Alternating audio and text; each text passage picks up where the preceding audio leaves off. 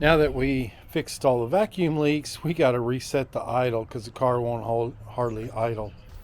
To do that, you go to Sears and you buy you a RPM gauge, because the dash gauges are usually not real accurate, and this vehicle doesn't have a dash gauge. From Sears, before Sears went out of business years ago. Used to love Sears. But anyways, on the side of the carburetor right here,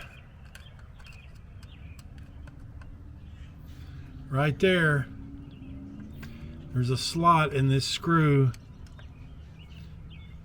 and when you screw down, it's going to increase the RPMs. When you screw clockwise, it'll increase the RPMs. Counterclockwise, decrease them. We need to hook this RPM gauge up to the green wire on the coil. So we got we got a main red one. The primary red one is going to be your hot wire. The next one is going to the condenser or capacitor, as they call it, automotive wise. And then we have 2 green wires, and we need to back probe those to do this properly. I don't know, it's once the choke kicks off, so there we go, we're just back probing.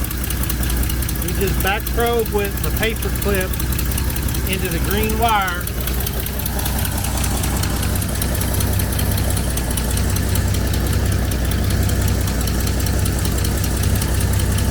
And we got an idle at 100. It wasn't, I had to go a full revolution, but you're going to turn it right here.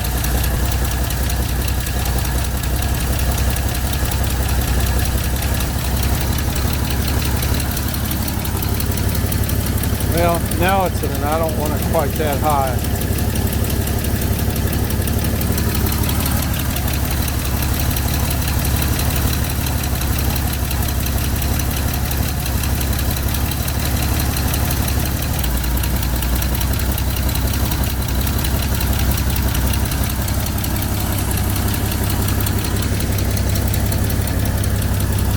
So that's our 6-cylinder scale. So we got an idle